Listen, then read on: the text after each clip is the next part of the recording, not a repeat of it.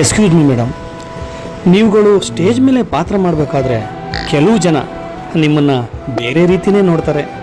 ಅಂಥವ್ರಿಗೆ ನೀವು ಏನು ಹೇಳೋದಕ್ಕೆ ಇಷ್ಟಪಡ್ತೀರಾ? ನಾವು ದುರಂತ ನಾಯಕಿಯಾಗಿ ಪಾತ್ರ ಮಾಡೋದು ಅವ್ರಿಗೆ ದುರಂತ ನಾಯಕಿಯಾಗಿ ಕಾಣಿಸ್ಲಿ ಅಂತ.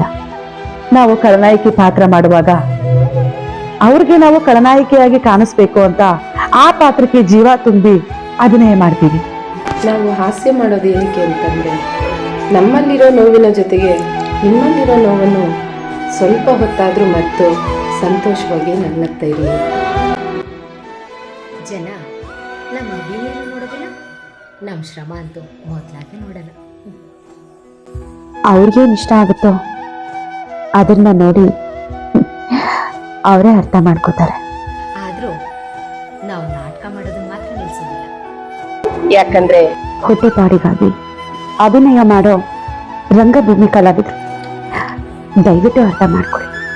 ನಾಯಕರವೋ ನಾಯಕ ಚಾಲು ಇನ್ನು ಈ ನಾಟಕ, ಸೂತ್ರ ನೀನು